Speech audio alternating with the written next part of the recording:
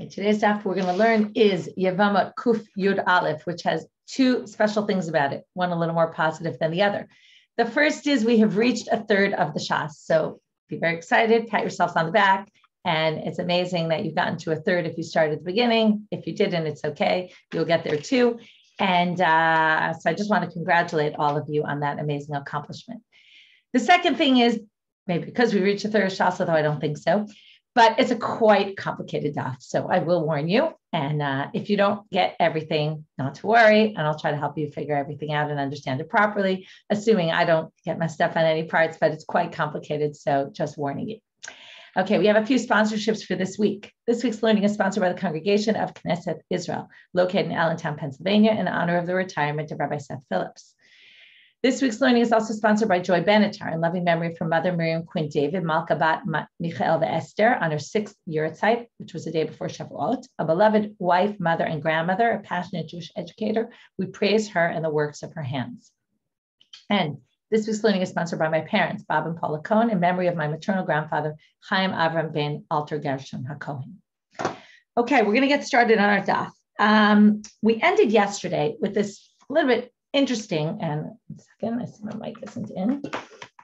Okay, a little bit in and somewhat, I would say a little bit controversial idea about whether someone who is a deaf mute would prefer another deaf wife or maybe a minor instead. We had a bit of a debate about that, but that was all coming to explain why in the Mishna it says that if a man is married to a ketana chereshet, which we would think both are married on a rabbinic level, why wouldn't we just assume, okay, if he does yibum with one, it exempts the other, and the Mishna says it doesn't. So the question is why? And we brought up this kind of radical concept that we only get to at the end of yibum, a yevamot, that perhaps if in this case anyway, maybe because it's all rabbinic anyway, maybe there's a preference for one wife over the other, which would then mean if he does yibum with one wife, it doesn't exempt the other wife, which, until now we never had anything about if he loved one more than the other. But again, perhaps this is because this is rabbinic. It's a bit of a strange explanation. And even though the Gemara now is going to go into Rav Chisda, who quotes Rav, and it seems like he's just explaining something else, but it seems that from what we're going to see in the Gemara now, we're going to have a totally alternative explanation to this Mishna. And the reason one doesn't exempt the other doesn't have anything to do with which wife the first husband preferred, but actually has to do with something entirely different, which is that the nature of the marriage, even though with a minor, it's d'Rabbanan. And again, minor, we always mean in these sugyot, not always, but in these sugyot, we mean married off by her mother or brother, versus the chereshet, they're of a different nature. Yes, it's true, they're both rabbinic, but the reason it's rabbinic is very different, and that affects the halacha. And we'll get to this. In fact, over Shabbat, I looked I made it a custom of bringing my kahati mishnayot to shul with me. By the way, it's a good tip. Okay, I was even thinking maybe to come up at some point with a way to learn the mishnayot of what we're learning. But it's a really good idea when you're learning Gemara. If you want more background and to understand better, I recommend learning the Mishna of the Masechet on your own time, using a kahati or some other commentator to understand. It gives you a good background. So I was reading the kahati on this Mishna, and I noticed that he ignored entirely our Mishna from yesterday. And when he explained it, he only explained why this is based on what we're going to learn right now. So the Gemara, like I said, doesn't offer this as an alternative explanation, but it does seem to be, and I saw the commentaries also say, this comes up with a whole different explanation for why. Again, the main law here is why if you're married to a ketana chereshet, and they both fall to yibum, right? You die and they fall to yibum to your brother, you have to deal with each of them independently. In other words, both require some sort of yibum thing. Now, obviously you have a problem. You can't do yibum with both because you can't do yibum with two wives of one person. So the question is, what do you do? Now, remember, there's a whole bunch of basic laws. And in fact, before we start today, I'm going to review a bunch of laws of yibum that will stand as a basis for all the things we're going to learn today. Number one, chereshet can't do chalitza, remember? So we're not going to be able to get rid of her through chalitza, right? Deal with her, or not get rid of her, but deal with her obligation through chalitza. She's going to have to do yibum. Now, once she does yibum, there's a problem. You can't do yibum with the second one, right? In other words, her yibum doesn't exempt the other one. The problem is you can't do yibum with the other one because then you're going to have this problem of shnei batim. Remember, you're supposed to lakim at beit achit, one house, and not two wives of your brother. You can't marry both women. So that's where we're going to have to come up with creative solutions. Another issue, which is only going to come up later, but I want to kind of review a whole bunch of halachot that will be relevant later. If two women are sisters and you're married to one and let's say you're married, or forget you're married to one, you can't marry a woman if you're supposed to do yibum to her sister, right? Now, if you're already married to her, then the sister's exempt from yibum. However, if you're married on a rabbinic level and your sister who's yibum midoraita falls to you, right? Her sister, then that's what's called exactly a chotzikukato. And you're not allowed to marry a chotzikukato. Okay, so if you're married on a rabbinic level, we saw this in the previous Mishna, and the other sister who was married to your brother on a Torah level falls to yibum to you, you have to divorce the one who was married on a rabbinic level because you now have a chotzikukato. Her sister is a kukat, you can't, she has zika, you can't stay married to her. Fourth thing, and with this we'll go straight already into the Gemara after this, also going to come up later, is bi'ap sula. Okay, there's machloket about it, but the main position is bi'ap sula doesn't exempt you from your yibum obligation. What does that mean? What's a bi'ap sula? If you're not allowed to do yibum with someone, and you do anyway, meaning you're not allowed to have relations with her, you can always do chalitza. Again, you can't always, if she's deaf, you can't do chalitza, but let's just, put that aside for this moment. But if you're married, if you're not allowed to do yibum to the yevama and you sleep with her anyway, so you fulfill the mitzvah of yibum, but only partially, and it doesn't exempt her from the mitzvah. You haven't fulfilled your mitzvah of yibum, basically. If it's what's called the bi'ap sula, which means it was a case where you weren't allowed to yibum with her and you did it anyway, that doesn't exempt her from a yibum obligation. What does that mean then? You would have to, number one, divorce her because you weren't allowed to marry her in the first place. Number two, the divorce wouldn't be enough. You'd have to do chalitza in order to permit her to marry anyone else because you didn't fulfill your yibum obligation toward her. That's something that's going to come up later, but I wanted you to have the basic ideas behind you. I thought that might help organize the stuff. Okay, again, warning you, complicated stuff. Let's get started. So 4 lines from the bottom of Kuf Yud Amud Bet, and I might go a little over time today because there's really no choice. This daf is quite complicated. I'll even tell you I'm in a daf WhatsApp group with people teaching the daf, and they all started warning already last week. Be forewarned, crazy daf, and prepare well. Okay, Ketzata Kanatan, Rav Chisda Marav, Kones HaChereshet, Umotzia Beget. So again, what's our situation? We have a man married to a minor and a deaf mute, both rabbinic. We think it would be the same, but the Mishna said, if you have relations with one of them and do yibum, it doesn't exempt the other. So how do you deal with it then? So what he says is like this. First, Kones HaChereshet, marry the Chereshet, do the mitzvah of yibum with her, Umotzi abiget, but then you have to divorce her. Why do you have to divorce her? Because you still have to deal with the ktana. Now, you can't deal with the ktana if you're married to the first one. So, motzi abiget, uktana tamtin acha tagdil v'tachlotz. With the minor, you wait till she gets of age because you can't do chalitza to a minor. There was a whole debate about that. Remember, is isha like ish or not, right? Because it says ish, so it has to be for sure. He has to be a grown, of age. Does the woman have to reach maturity? There was machloket. This clearly holds she does. So wait till she's of age and then do chalitza. So I'm a Rav Chisda. Now, in order to understand this properly, Rav Chisda is going to say the following. Shema mina. So if you didn't fully understand, don't worry. We didn't really understand it all yet. We're going to explain it now. Shema mina. So Rav Chisda quoted what Rav says is we should do in this scenario, and then explains the logic behind it. Must be kasav Rav that Rav holds. Chereshet knuya umeshuyeret, ktana knuya ve'ena knuya. This is what I told you in the beginning. Their rabbinic obligations are different, or the nature of their rabbinic. They're married on a rabbinic level, but it's a different rabbinic nature. What does that mean? The chereshet ilemet must be, right? She's a deaf mute. She's married partially then. It means she's definitely married to him, but it's only a partial marriage. It's not strong enough because she's a deaf mute. Because of that, right? She's not fully married. So the ktana, though, is knuya ve'ena knuya. The ktana is a suffix. We don't know. Either when one marries a minor, he's fully married to her, complete marriage, Or maybe he's not married at all. Maybe there's no significance whatsoever to a marriage. The assumption, the bottom line assumption of Rav Chisda is, since the Mishna says the one doesn't exempt the other, there's an assumption that there's a different nature. One is out of doubt and one is partial. Okay, you follow the differences, right? That one is definitely married, but only partially. And one is either, right? So let's just call it 50% married. And the other is either 0 or 100%. The question is which? And he assumes it must be the chereshet is the one partially married and the ketana is the one that's a suffix. Why? He's going to say, from what Rav said, we'll understand this. Now, first he tells us what the flip would be, and he rejects it. He says, this doesn't work. If you want to say, chereshet knuya ve'ena knuya, and ketana knuya u'meshuyeret, chereshet amai kones u'motzia beget. If the chereshet was either 100% or 0, and the ketana was partially, then why would he kones u'motzia beget? We should say, why would he have to divorce the chereshet? We would say, tetiv gabe mima nafsha. She should be able to stay married to him either which way. Why? So let's go through. Iknuyahi. She's either 100% or 0. So let's go with 100%. Mima nafsha means either which way you look at it, right? It's when you take two sides of a doubt and you explain, either way you go, this is going to be the case. So if she's knuya, if she was 100% his wife, well then, haknuyai.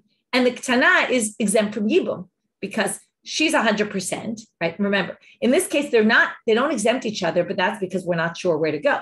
So if we say that the chereshet was 100%, then she would for sure exempt the ketana, who's only 50%, right? Remember, the chereshet is either, this is the assumption we're going to reject, chereshet is either 0 or 100, and the ketana is at 50. So for sure the 100% can exempt the 50%. Ilav knuyahi, if she's not married to him at all, right? Because she's either 0 or 100. She wasn't married to the first husband at all, then guess what? She's not obligated in yibum at all, in which case there's no shnei batim here. It's not like he's marrying two women. The ketana was 50%. The chereshet was 0% married to his brother. So when he now marries the ketana, he fulfills the mitzvah of yibum. When he marries the chereshet, he's marrying a random woman, right? Hanachrit ba'almahu. And then he can marry both of them. And either which way, we just explained, he can stay married to the chereshet. So the fact that he needs to divorce the chereshet shows that it must be the opposite, that the chereshet is 50%. And that's why when he marries her, he now has to divorce her because of the possibility that maybe the ketana was 100%, right? She was 100%, in which case he has to do yibum with the ketana because the chereshet was less, right? So in other words, again, why does he do yibum with the chereshet? Because number one, he can't do chalitza. And number two, because she's a chereshet ilemet can't do chalitza. Number two, maybe the ketana was 0. So if the ketana was 0, the chereshet has to do yibum. So he does yibum with her. Once he does yibum with her, then the ketana was maybe 100%. So then he has to deal with the ketana. Now he can't do yibum because he already did chalitza with one of the wives, who's 50% wife. So on a rabbinic level, if the ketana is 100%, he basically would have to do something with her, so he does chalitza, because you could do chalitza with the ketana, again, not with the ketana, but when she gets older.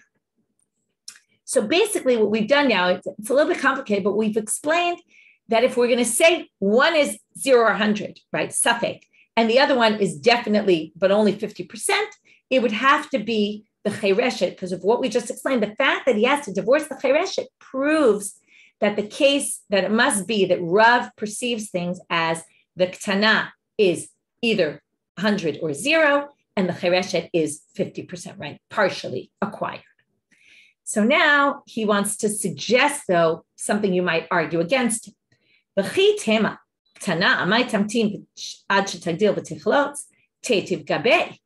maybe you want to say then, according to this, the ketana should be allowed to stay married to him. Why? If she was 100%, well, then that overrides the chereshet. And ilav knuyahi, and if she was at 0, no chriyata ba'almahu. So basically what he's suggesting here is, forget the chereshet. If the ketana is 0 or 100, he should marry her first. Because why? If he marries her and she wasn't married to the brother at all, so she's just a random woman. If she was 100%, well, better to start with her and keep her married to him, because on the off chance that she was 100% married to him, she should be the one you should do yibum with. So why start with the chalitza, and then maybe that proves that I'm wrong about my theory? So he says, no, because obviously if you figured out, if you understood, maybe it's not so obvious, but if you understood what I said so far, it would be clear. It might be a better way to go because you'll end up with, possibly fulfilling 100% yibum, but then you'll be stuck in the chereshet, will have no option to do anything because you can't do yibum with her, because if the ketana was 100%, well, then she's not allowed to do yibum because you can't marry two wives of your brother. Remember, what happens is once you fulfill yibum, all the other wives are forbidden to you because it's your brother's wife. So that's the shnei batim, right? I said it as shnei batim, but it basically means you're not allowed to do yibum with two, which means she goes back to being isur karet. So he can't marry her once he does yibum with the ketana, and he can't do chalitza because she's a deaf mute, and deaf mutes you can't do chalitza with. Remember we said because they can't speak, they can't say the recitation, and therefore they can't. So that's why we do it this way, and therefore again he's still with his theory. The chereshet is partially married, and the ketana is either 0 or 100. And don't ask me that question that I just mentioned. Okay, Rav Sheshet. Hachinami mistaber. We're now going to bring a proof from Rav Sheshet. And this is where it's going to get also more complicated or just as complicated. I don't know if it gets worse, but it is quite complicated, this section. We're going to use a presentation for this now. And what we're going to show is that we're going to have a braita, okay? We're going to now say,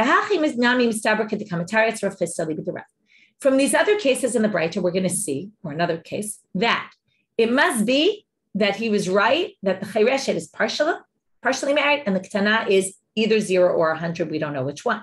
So, and it's a case of doubt. How so? Titania says in a braita, Shnei achim, two brothers, Reuven and Shimon, married to shtei achayot yatomot. This is different from our case because we have one person married to two wives. Now we have two brothers married to two sisters, and the two sisters are the same as we had before. Ketana v'cheresh. Okay, one's a deaf mute, and one's, I don't know why we got to this so far. Okay, one's a deaf mute, and one's a minor. Now, so that's ketana v'cheresh. Okay, mate ba'ala shel ketana. Okay, if the Reuven dies, he's married to Rachel, who's a minor. So the chereshet now falls to yibum to Reuven. What do we do? Chereshet, but what's the problem?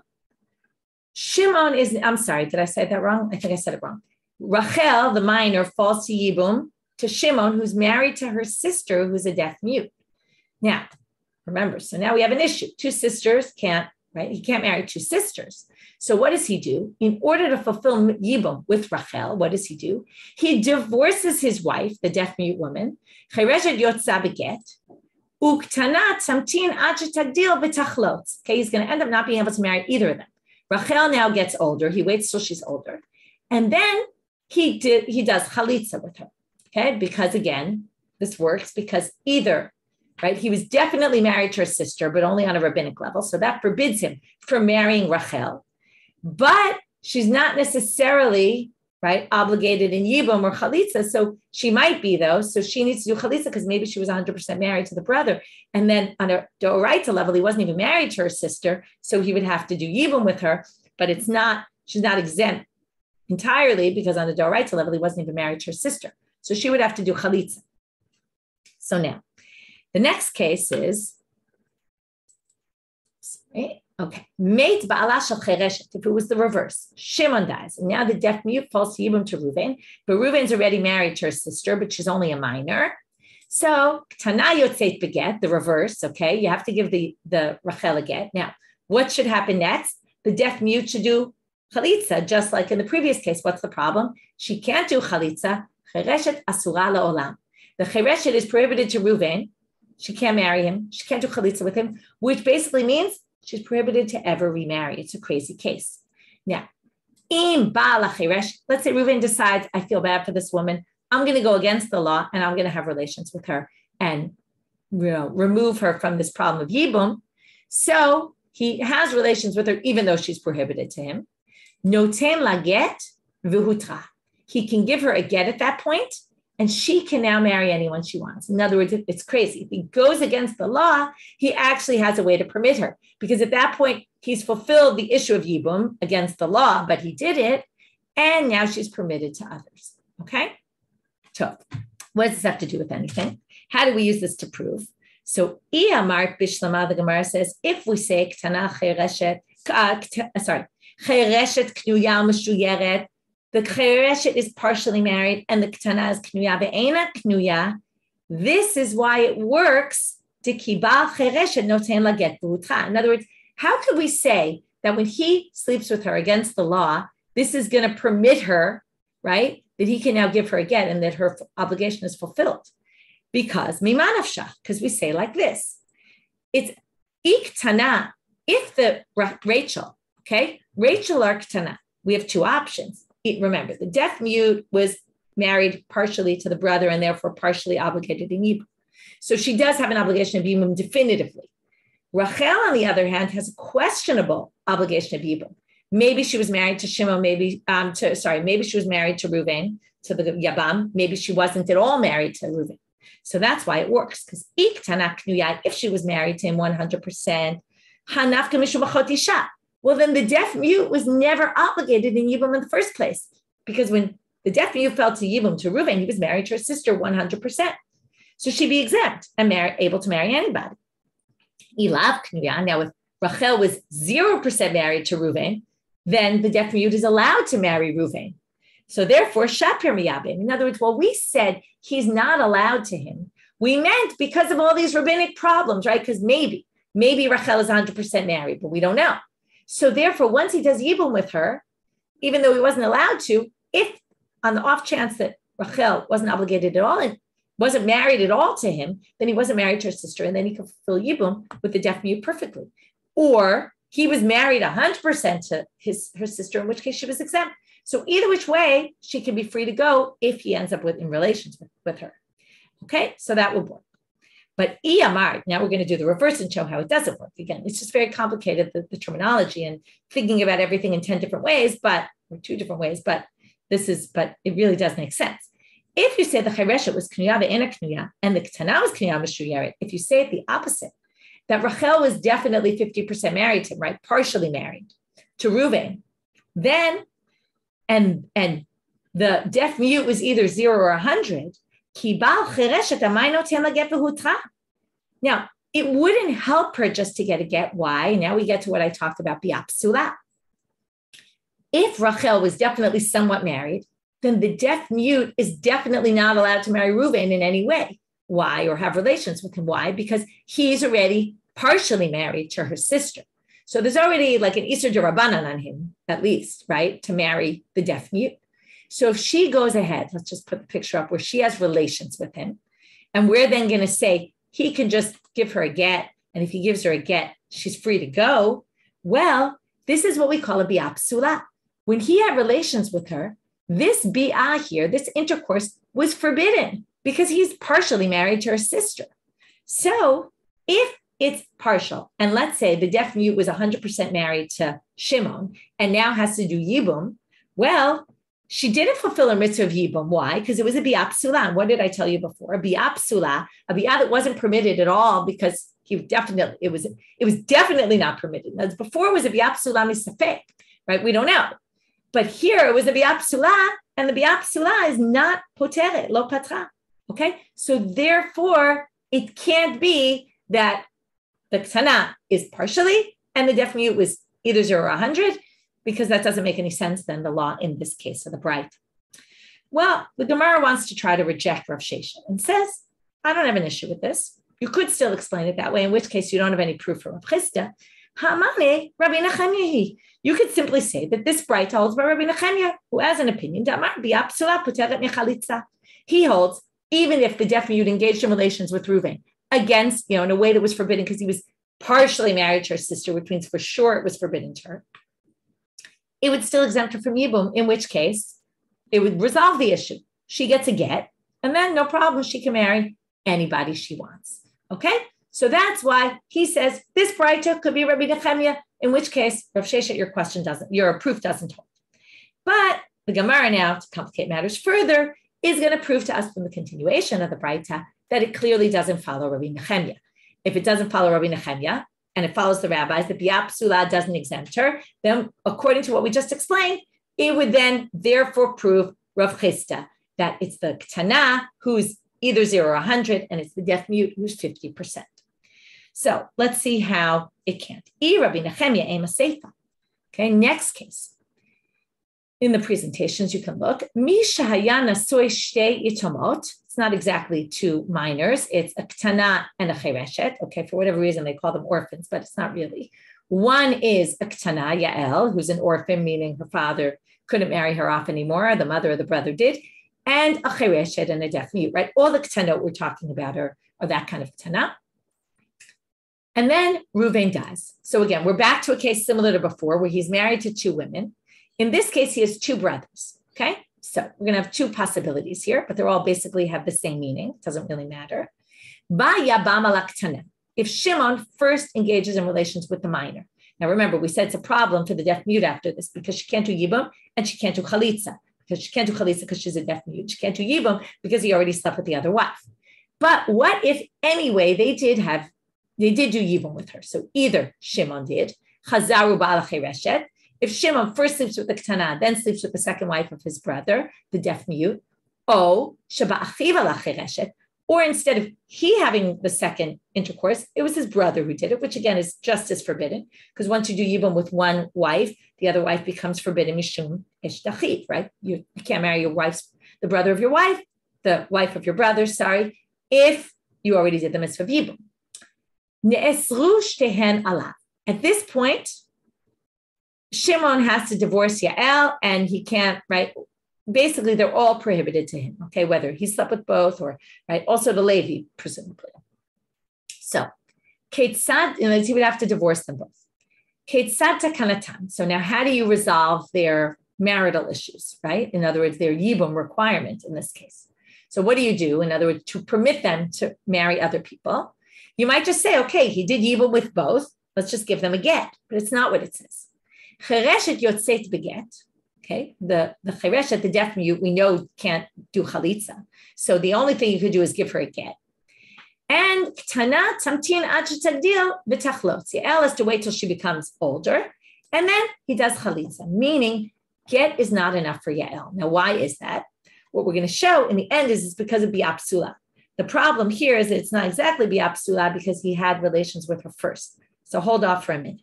Okay, so now let's read it inside. So, Iyamart bishlama chereshet knuya meshuyeret and ktana knuya ve'ena knuya ve'Rabbanan. In other words, the way this makes the most sense is to say the chereshet is partially married to the first husband, to Reuven. Yael was either 0 or 100%, and it holds by shitat Rabbanan. Why? Mishum hachi tamtin ad shtagil v'tachlot didilma kadimu ba'al chereshet bereisha. This whole case, or mainly the part that Yael needs chalitza to Shimon, again, let me just go back to the beginning and show you because this is very important. First, Shimon had relations with Yael. Now, that's not a biapsula, right? Because at that point, she was obligated in yibum. He could have done either wife. He chose Yael first. The biapsula was the second one with the deaf mute, okay? Now, if the case were reversed, if he started off with the chereshet, okay, then when he had relations with Yael, that would have been a biapsula. And then he would need to do chalitza with her because it was a biapsula and it didn't exempt her. Remember, if you have a deaf mute and a ktana, a minor, you have to do yibum or chalitza with both of them, right? So if he starts off with the chereshet, then he fulfills yibum with the chereshet. He moves to the ktana, it's a biapsula. By sleeping with her, he didn't resolve yibum at all. He has to do chalitza, okay? Now, because if you start with the deaf mute, now this case, he didn't start with the deaf mute. He started with the ktana. So in this case, he actually fulfilled the mitzvah with the Yael perfectly fine. She doesn't really need chalitza. The deaf mute needs chalitza. The problem is he can't give her chalitza. So that's why she's forbidden to him because she was number 2. But even Yael, we're going to now say, is forbidden to him and needs chalitza. Why? Only because of Xera de Rabbanan in case the cases were reversed.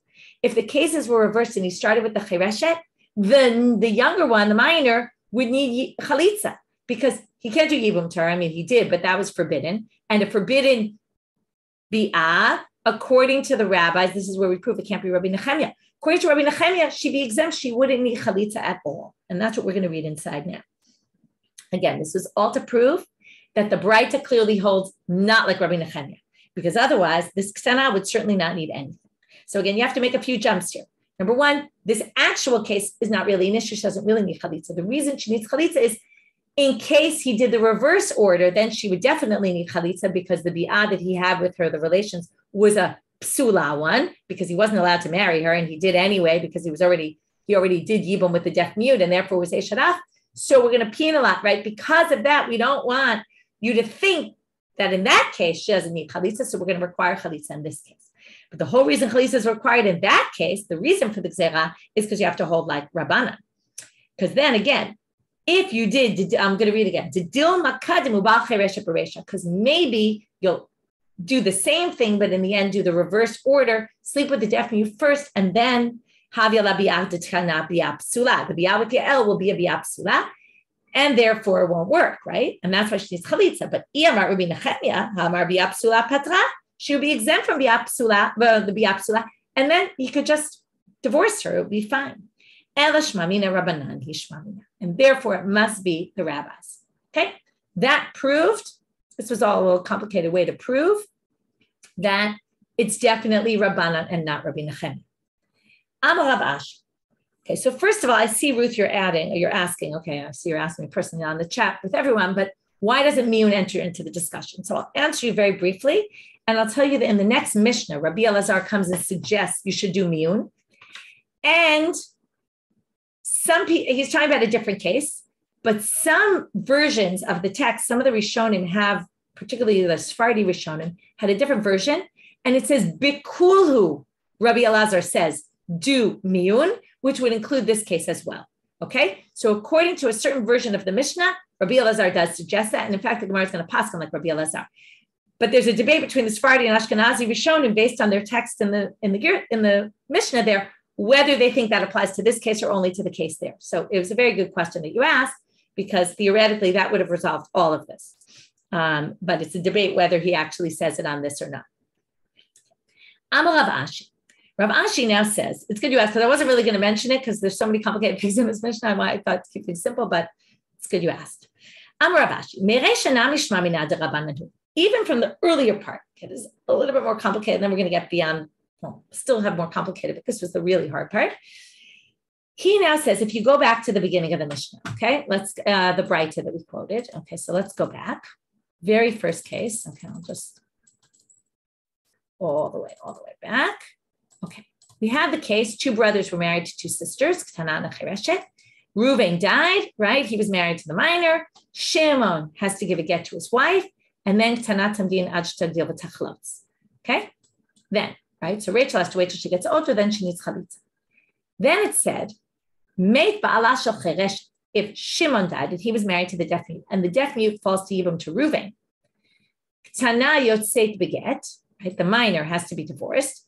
Chereshet is forbidden forever, right? Okay, now here comes the key line that we're going to need. But if, remember, the deaf mute is prohibited to Reuven because he can't do yibum with her, and he also can't do chalitza because she's a chereshet. He can't do yibum because he was married to the sister, possibly. But if he anyway, okay, this is the point that's important. If he anyway goes against the law and has relations with her, no ten la get v'hutra. He gives her a get, and she's now permitted. So comes Rav Ashi and says the following. It's a little bit complicated, but he says like this. As it says there, that last line I just explained, if he were to have relations with her, he could just give her a get and she's done, because the relations would be a fulfillment of the mitzvah of yibum, either which way, right? Either yibum or she's just a random woman. In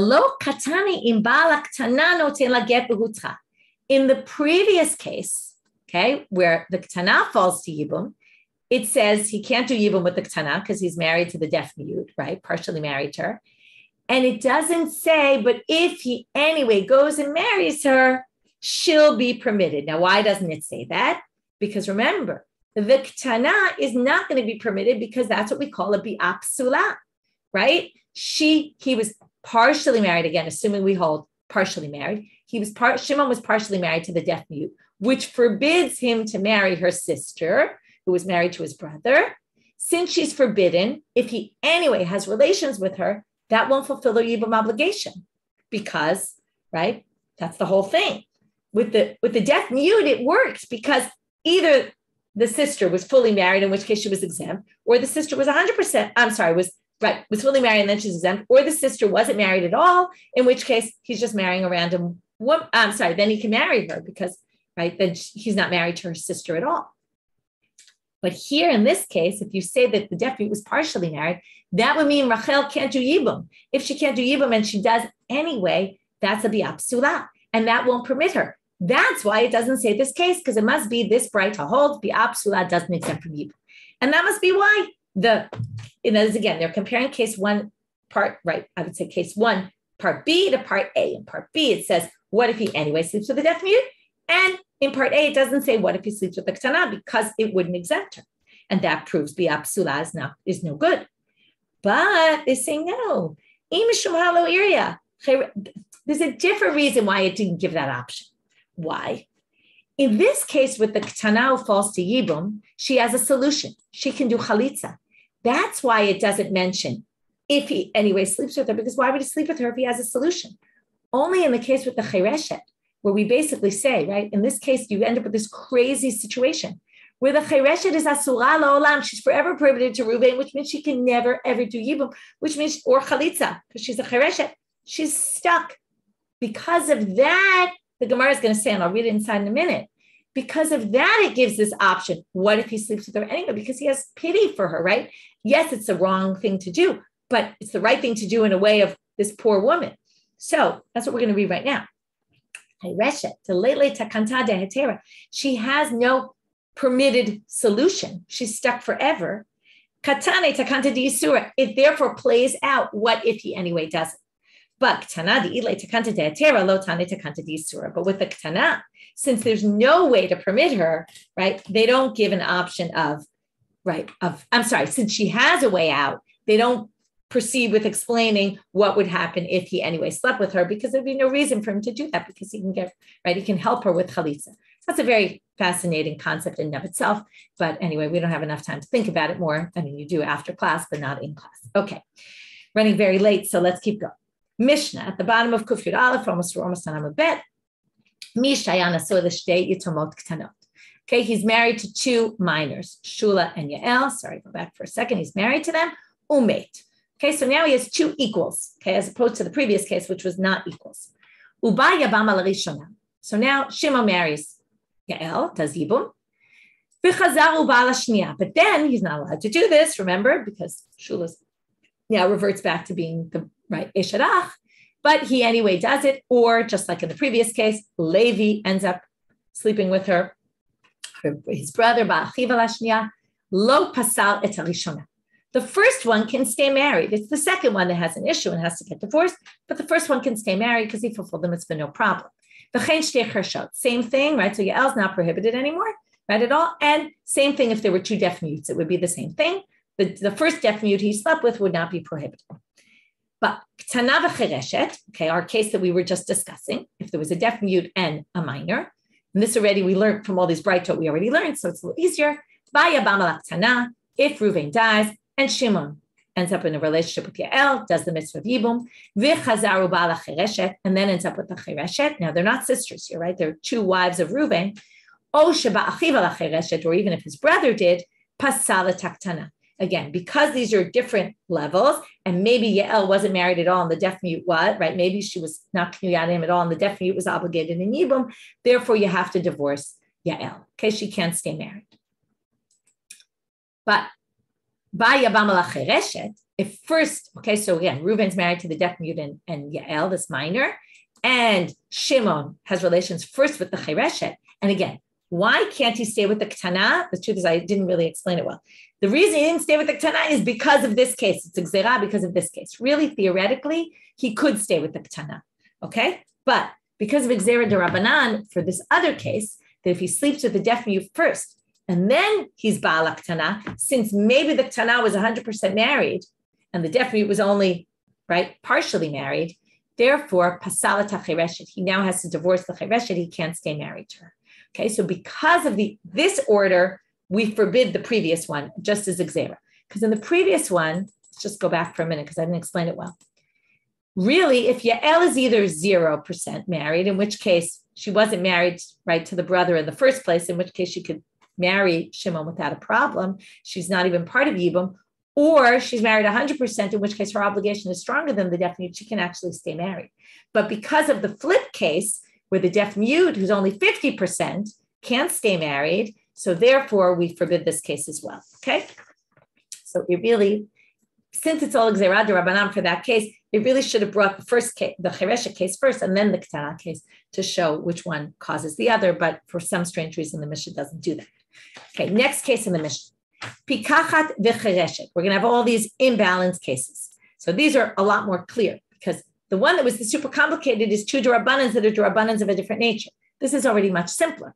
Pikachat v'chereshet, where the competent one is fully married to Reuven, and the deaf mute is only on a D'Rabbanan level. So on a rabbinic, by yabam ala pikachat. So again, if Reuven dies and Shimon marries the competent one, yibum first there, v'chazaru ba'al chereshet, and then he has relations with the deaf mute. Again, this is all against the law, but he did it anyway.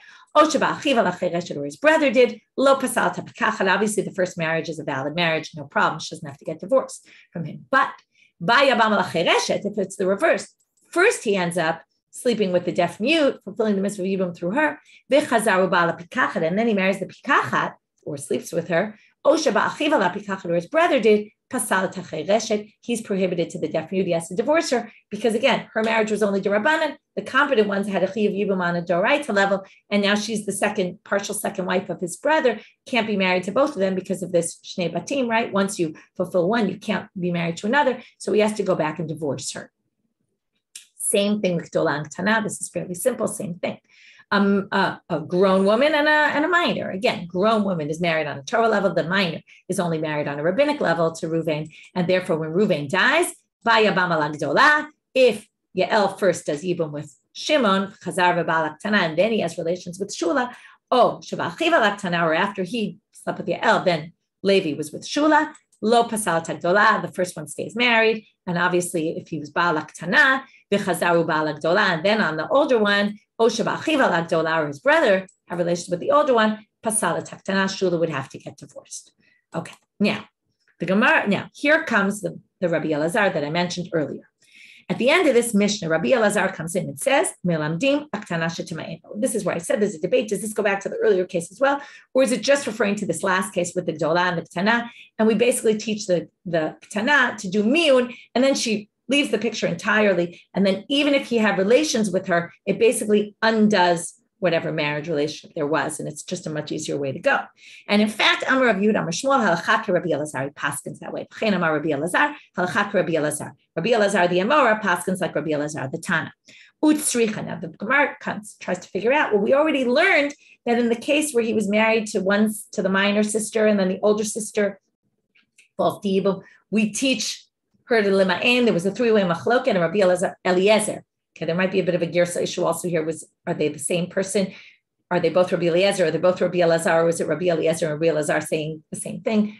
I'm going to leave that aside for right now. But we say that there we paskin also that we teach the Ktana lima'en. So why do you need both? So they say, if you had it in the first one, the previous one, you would say maybe there, Kamar Shmuel halakha Rabbi Eliezer, mishum delo kiyem mitzvat yibum. There, he hasn't even been able to fulfill the mitzvah of yibum. There, it's that the gdola falls to yibum, but he's already married to the ktana. So there, in order to fulfill the mitzvah of yibum, we tell her, do miyun. Remember, we already learned that we don't really encourage miyun in general.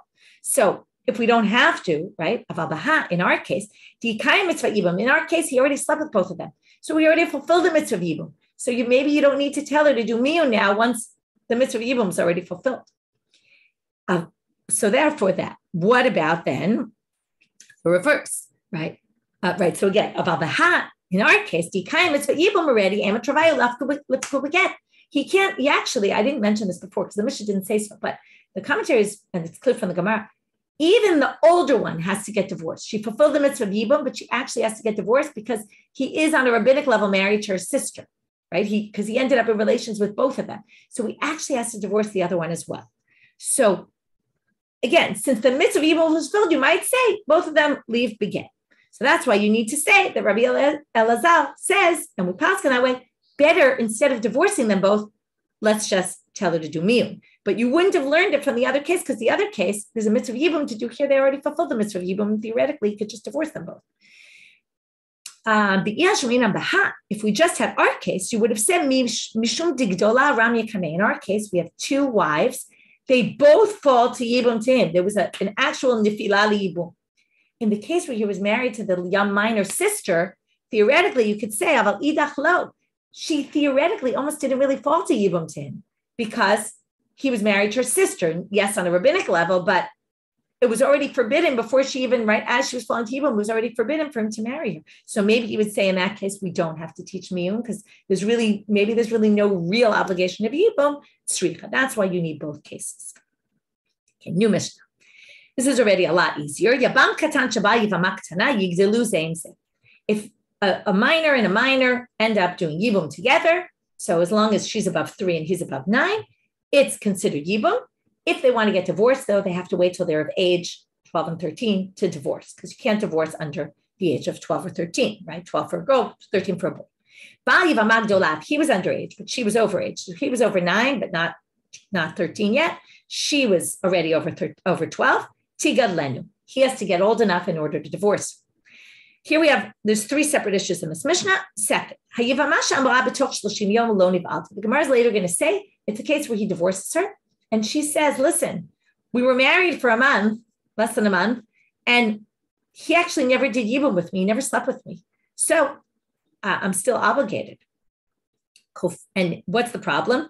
He says, I did. And we don't know who to believe. If it's within 30 days, we force him to do chalitza. After 30 days, there's an assumption that within 30 days, like over a 30-day period, of being married to a person, there's a chazaka, an assumption you must have had relations, and therefore if 30 days pass without relations, we recommend him to do chalitza, but we don't force him because we're not sure really who to believe. If he admits he was married to her and never had relations with her, and she obviously also says so, even after 12 months, we force him to do chalitza because they all say he never really fulfilled the mitzvah of yibum, right? To marry her doesn't do it. It's to have relations. Third situation in our Mishnah, if she says, I will not benefit, she makes a vow, I will never benefit from this man. Okay, maybe she hates her brother-in-law. She says it, yevama. She forbids her to have, she says, I will never benefit from my brother-in-law when her husband's still alive, if she says it. So he can't marry her because she said, won't benefit from you. That means he can't have relations. It means he can't fulfill yibum, so we force him to do chalitza. But if she does it after her husband's death, we're assuming that she did it just to get out of yibum. We only request it, but he doesn't have to. Again, in these cases where we request it and he doesn't have to, in the end, she's stuck because she says, I never have relations with him. She actually can't get remarried if he doesn't do it. But if she was married to her husband and she knew, let's say he was dying, and she said, I vow I'm never going to benefit from my brother-in-law just to get out of yibum, even if he's still alive, if it's clear why she did it, just to get out of yibum, then we don't.